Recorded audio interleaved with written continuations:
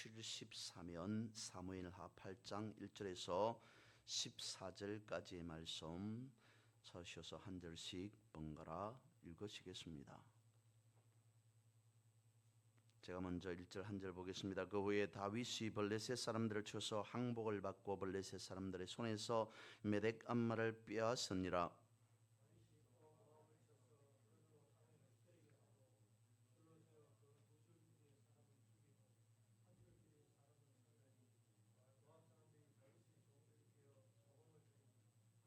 롭의 아들 소바 왕 하닷 에셀이 자기 권세를 회복하려고 유브라데 강으로 갈 때에 다윗이 그를 쳐서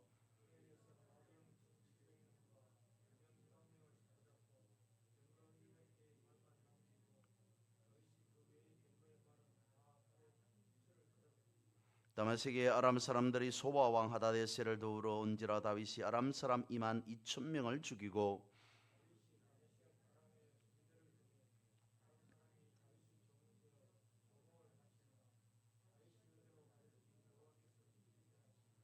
다윗이 하닷에셀의 신복들이 가진 건방패를 빼앗아 예루살렘으로 가져오고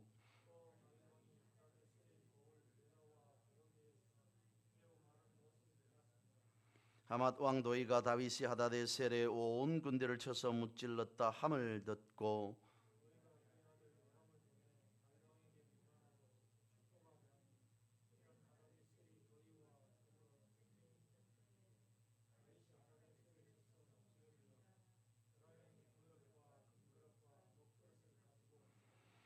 다윗 왕이 그것도 여호와께 드리되 그가 정복한 모든 나라에서 얻은 은금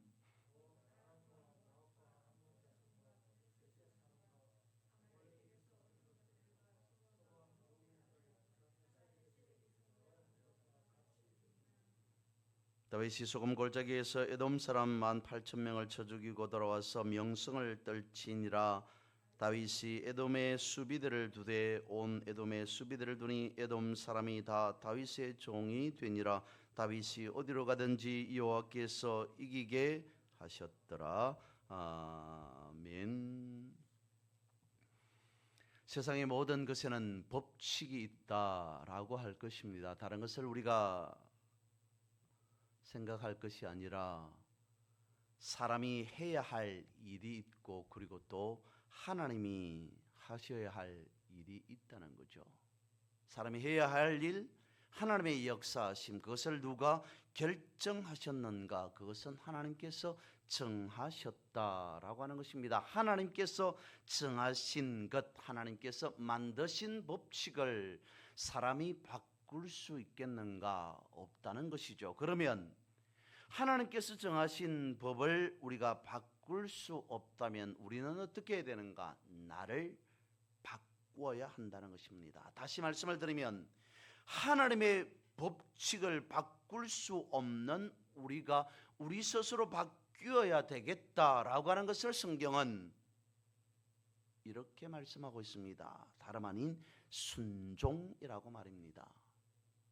하나님께서 이렇게 저렇게 말씀하신 대로 우리를 바꾸어 나가는 것을 성경에서는 이와 같이 말씀하고 있습니다. 새 피조물 되었다, 새 사람 되었다.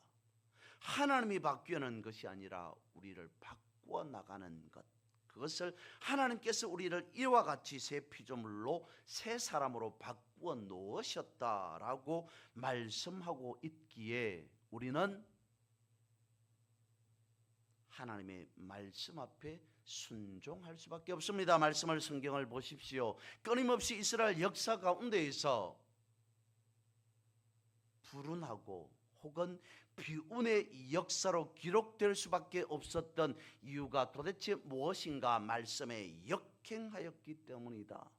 말씀에 역행함으로 이스라엘 역사 가운데서 성경은 저들이 이런 결과, 이런 아픔, 이런 고통을 맛볼 수밖에 없었다고 말씀하고 있습니다. 그러므로 우리는 삶 가운데에서 하나님을 늘 언제나 인정하고 나아갈 때 친히 하나님께서 그 길을 인도하실 것이다. 하나님께서 우리의 인생의 길이 되어 주신다라고 성경은 말씀하고 있죠. 오늘 본문의 말씀도 우리에게 그것을 말씀해 주고 있습니다마는 의미를 담고 있습니다. 본문에서 말씀하고 있는 것은 이것이죠. 구약에서 말씀하고 있는 바와 같이 모든 전쟁의 승패는 하나님께 달려 있다 라고 하는 것을 확증하는 말씀. 그래서 이기게 하시는 하나님에 대해서 말씀하고 있습니다. 본문의 배경은 이렇습니다. 다윗이 약 30세 정도가 되었을 때 이스라엘의 초대왕 사울이 길보아 전투에서 전사하게 되어집니다. 다윗은 그래서 헤브론에서 왕이 되어지죠. 이에 반해서 이스라엘은 이스보셋이 정권을 쥐고 있습니다. 막강한 11지파의 추대를 받고 지지를 받아서 왕이 되었습니다. 엄청난 권력을 이스보셋이 취하게 되어집니다. 그러다가 시간이 지나서 이스보셋이 암살당하게 되어지죠. 다윗은 마침내 7년 반이라고 하는 헤브론에서 왕의 통치 기간을 끝내고 드디어 남북이 하나 된 통일된 이스라엘의 왕이 되어집니다. 통일 왕국의 온전한 왕이 된 다윗이 가장 먼저 한 과업이 업적이 무엇이냐면 그 전까지 여부서에 소속되어져 있던 이스라엘을 다시 빼앗아 와서 수도를 예루살렘으로 정합니다. 그리고 다윗이 가장 기뻐하였던 하나님의 법궤를 다시 되찾아오는 그 영광을 얻게 되어지죠. 다윗이 행한 일이 여기에서 끝나는 것이 아니라 그는 더불어서 그 전까지 꿈조차 꿀 수 없었던 이스라엘이라고 하는 작은 나라가 강대국을 물리치는 엄청난 결과를 가지고 오게 되어집니다. 다윗이 통일 왕이 되기 이전까지 이스라엘을 괴롭혔던 주변 나라들을 하나씩 정복함으로 확장해 나갑니다. 오늘 본문의 말씀이 이러한 과정 가운데서 주변의 나라와 전쟁을 배경으로 하고 있다는 겁니다. 여기서 주목할 것은 바로 다름이 아닌 다윗이 주변 나라와 싸울 때마다 막힘없이 승리하였더라 라고 하는 것을 본문은 말씀해 주고 있다는 것이죠. 오늘 본문에서 보면 다윗은 블레셋과 싸워서 승리해 나갑니다. 뿐만 아니라 모압과도 소바와 아람과 에돔과의 전투 속에서도 싸워서 승리하게 되어집니다. 이처럼 다윗이 이 나라 저 나라와의 전쟁 가운데에서 승리할 수 있었던 원동력, 그것은 무엇인가 다름 아닌 이기게 하셨던 하나님이 계셨기 때문이다 라고 하는 것입니다. 오늘 우리가 읽은 본문의 말씀 6절과 14절 말씀에 그렇게 되어져 있습니다. 다메섹 아람의 수비대를 두매 아람 사람이 다윗의 종이 되어 조공을 바치니라. 다윗이 어디를 가든지 여호와께서 이기게 하시니라. 다윗이 에돔의 수비대를 두되 온 에돔의 수비대를 두니 에돔 사람이 다 다윗의 종이 되니라. 다윗이 어디를 가든지 여호와께서 이기게 하셨더라. 다윗이 이곳으로 가든지 저곳으로 가든지, 다윗이 이 나라와 싸우든지 저 나라와 싸우든지 하나님께서 다윗이 싸우는 족족 승리하게 하셨다라고 말씀하고 있습니다. 다윗이 주변 나라들과 싸워서 승리할 수 있었던 비결은 바로 하나님의 도우심이었다라고 하는 것을 말씀해 주고 있습니다. 어느 신문에 수탉 한 마리가 대문짝만하게 사진으로 실렸습니다. 사람들이 신문에 웬 수탉이 광고처럼 대문짝만하게 실렸는가라고 하는 것을 봅니다. 수탉 사진 아래에 이렇게 설명되어져 있습니다. 이 숫학은 주변의 모든 숫학과 싸워서 승리하여서 이겨서 많은 암탉을 거느리게 되어서 기쁜 나머지 높은 지붕으로 올라가서 내가 이와 같이 승리하였다, 이겼다, 내가 가장 힘센 숫학이다 라고 자랑하는 그 말이 채 끝나기도 전에 하늘에서 독수리가 날아와 그 숫학을 낚아채 올라가 버렸다라고 하는 설명이 적혀 있습니다. 숫학이 힘이 강했으면 얼마나 강했겠는가라고 하는 것을 말해주고 있습니다. 다윗이 그것을 알았다는 것 아니겠습니까? 오늘 본문의 말씀에, 그리고 조금 전에 드렸던 말씀에 그렇게 말씀을 드렸습니다. 블레셋과 모압과 에돔과 어떤 나라와 다윗이 싸우더라도 승리하였다 이쯤 되어지면 아마도 다윗의 다른 사람 같았으면 다윗은 그런 마음을 먹었을 법합니다. 내가 싸워서 이와 같이 승리하였다. 내가 힘이 있으므로, 내가 용기가 있으므로, 내가 대단하여서 위대하여서 승리할 수 있었다라고 할 법도 한데 아마도 다윗은 그렇지 않았다는 겁니다. 내가 힘이 있으면 얼마나 힘이 있겠느냐, 내가 싸워서 승리할 수 있는 능력이 있으면 얼마나 능력이 있겠느냐. 하나님께서 나와 함께 하심으로, 하나님께서 이 전쟁에서도 우리나라를 도와주심으로 내가 우리나라가 이와 같이 이길 수 있었다. 이 모든 것 다 하나님의 힘이었다. 내가 싸워서 이겼다라고 하는 그 유혹에 다윗은 최소한 넘어가지 않았기 때문에 블레셋과의 전투에서도 에돔과의 전투에서도 하나님께서 그를 통해 이기게 하셨다라고 하는 것을 오늘 성경은 우리에게 말씀해 주고 있습니다. 하나님께서 나를 통하여서 이기게 하신 이 전쟁, 하나님의 살아 역사하심을 나를 통해서 나타내 보여주신다라고 다윗은 최소한 깨닫고 있었던 것은 아니었을까?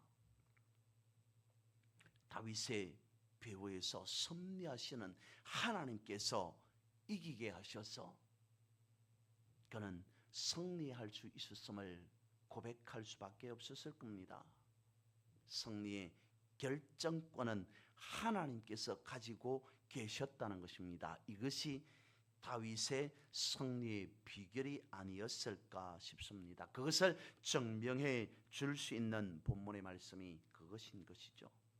전쟁을 이겨서 전리품을 취하게 될 때 그것을 취하지 말고 다 진멸하라라고 말씀하신 하나님의 말씀에 다윗은 순종했다는 것입니다.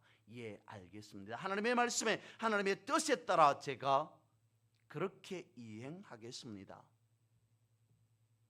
전쟁에서 승리할 때에 다윗이 고백하였던 표현 중 하나가 시편 20편 7편에 이와 같이 되어 있습니다. 어떤 사람은 병거, 어떤 사람을 말을 의지하나 우리는 여호와 우리 하나님의 이름을 자랑하리로다.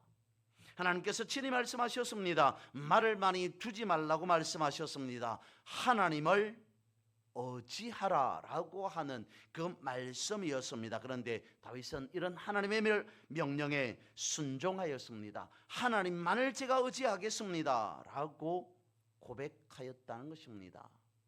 그러면서 다윗은 전쟁에서 하나님의 말씀에 따라 가진 하나의 원칙이 있었습니다. 내가 앞서도 말씀드린 바와 같이 내가 힘이 강하여서 능력이 있어서 용기가 많아서 이길 수 있었던 것이 아니라 하나님께서 도우심으로 내가 이와 같이 승리할 수 있었다는 것을 그는 깨달았기 때문에 하나님께서 말을 많이 두지 말아라 라고 말씀하실 때 그 말씀에 순종하였다는 것이죠. 최소한의 말만 남겨두고 나머지는 오늘 본문의 말씀에 보면 그 발의 힘줄을 끊어버렸다라고 말하고 있습니다. 당시에 가장 빠른 기동력을 가질 수 있었던 것은 말이었을 겁니다. 그렇기 때문에 전쟁에서 말이 얼마나 많으냐는 곧 승패를 가름하는 척도 아니었겠습니까?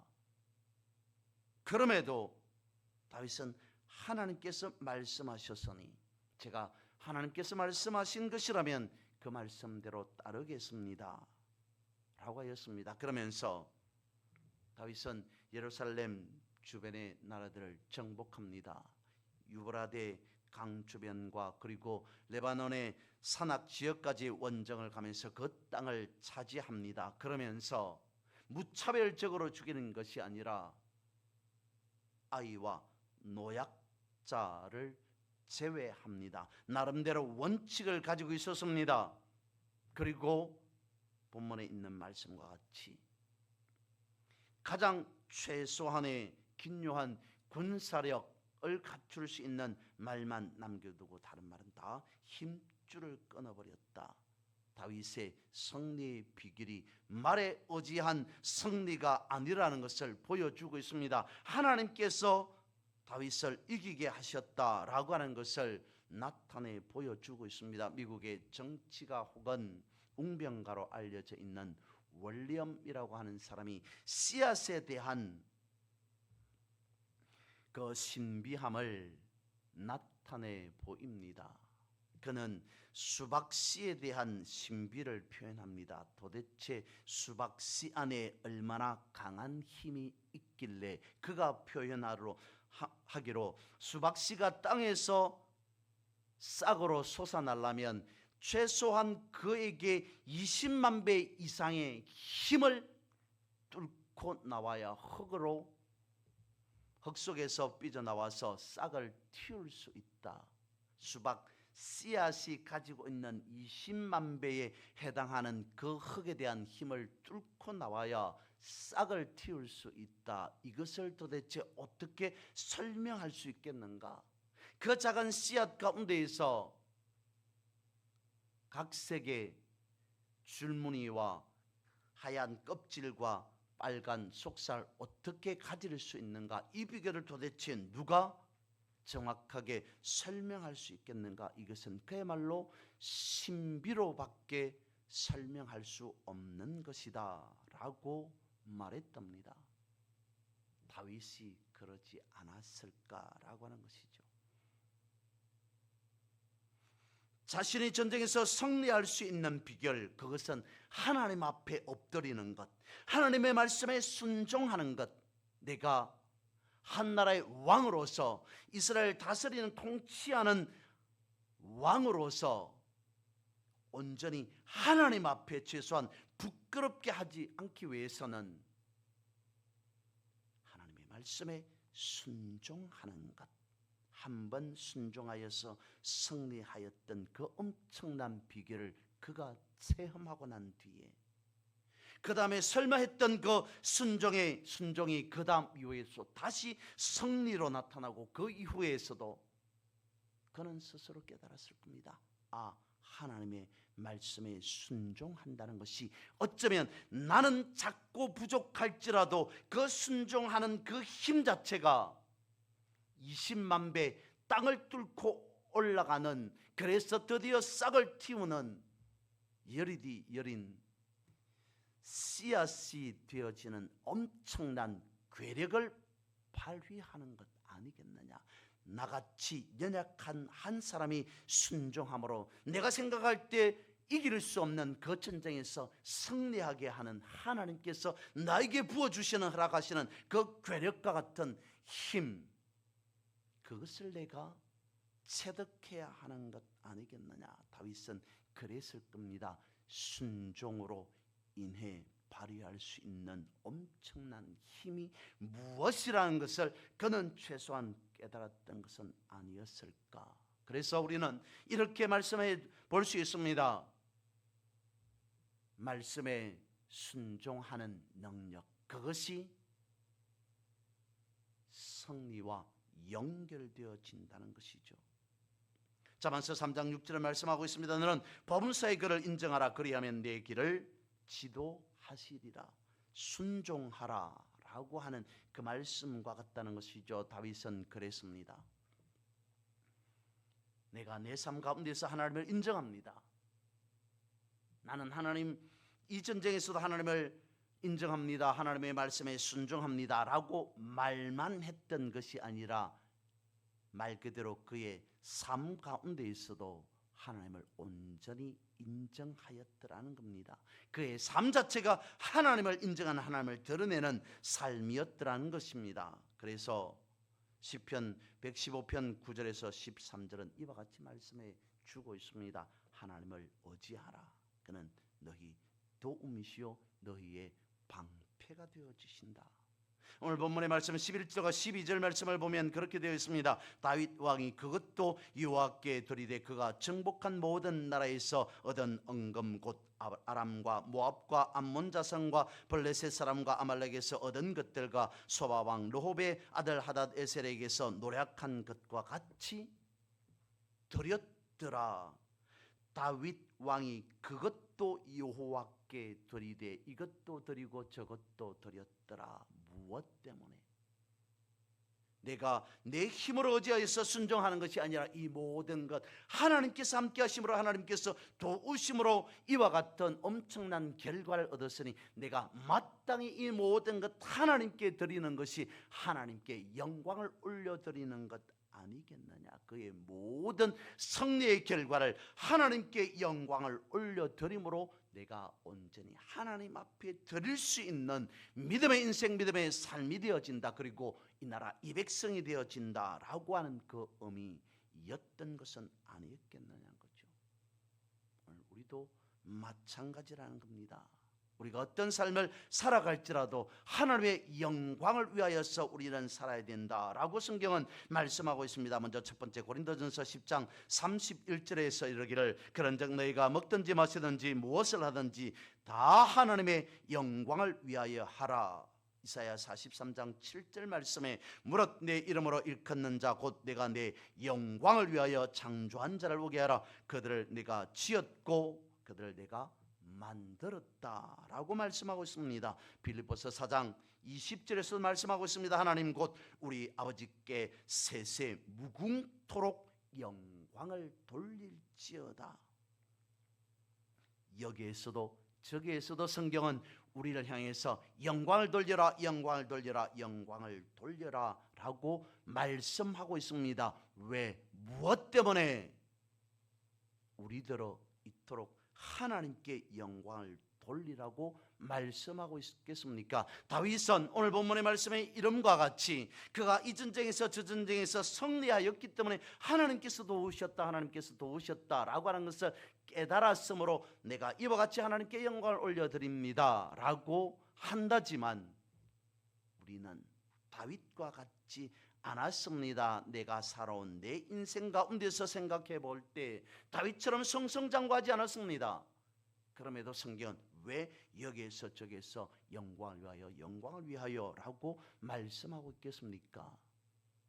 성경 말씀 전체를 구약을 예를 들어서 십계명이라고 하는 것으로 요약해 본다면, 그러니까 성경이 요약되어져서 십계명이라고 하는 것으로 요약되어진다면 십계명에서는 두 가지로 나눠서 말씀하고 있습니다. 먼저 첫 번째는 이렇게 하라라고 하는 말씀과 이것을 하지 마라라고 하는 말씀으로 구분되어지죠. 이와 같이 하라, 이렇게 하라라고 하는 말씀이든지 이것을 하지 말라, 이렇게 하지 말라라고 하는 말씀이든지 그 말씀을 하신 하나님의 진의 그것은 무엇이겠습니까? 이렇게 한번 생각해 보았습니다. 예를 들어서 십계명에 있는 말씀과 같이 우상을 만들지 말라, 우상을 섬기지 말라라고 말씀하셨습니다. 아울러서 살인하지 말라, 또한 더불어서 내 이웃의 물건이나 사람을 어떤 것이라 할지라도 도둑질하지 말라라고 말씀하고 있습니다. 이와 같이 하라, 이렇게 하지 말라라고 말씀하신 그 이유는 내가 이렇게 하라 했음에도 그렇게 하지 않는 것, 이것을 하지 말라라고 말씀하셨음에도 불구하고 반대로 이와 같이 하는 것을 행할 때에 우리가 하나님의 영광을 가로채는 것 아니냐.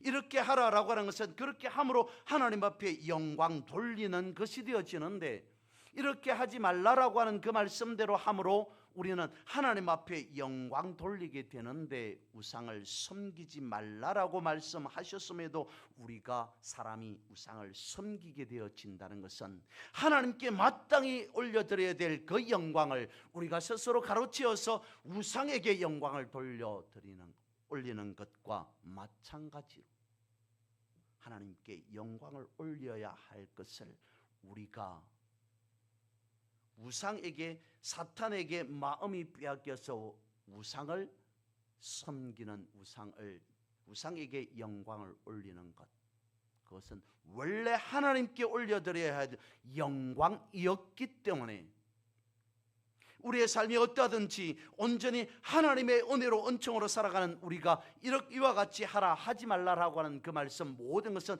하나님께서 주체되시고 하나님께서 주인 되셨기 때문에 마땅히 영광 올려드려야 되는 것이 너무도 당연한데, 사람들은 그렇지 아니하고 그것을 훔쳐서, 그것을 도둑질하여서, 내지는 그것을 사탄에게 빼앗겨서 오히려 우상에게 영광을 올리고 우상을 추앙하는 결과가 되어지기 때문에, 그래서 하나님께서 우리에게 말씀하시기로 내 영광 가로채지 말라, 내 영광 도둑질하지 말라라고 말씀하시는 측면에서 이와 같이 하라, 이와 같이 하지 말라라고 말씀하고 있는 것 아니었겠느냐.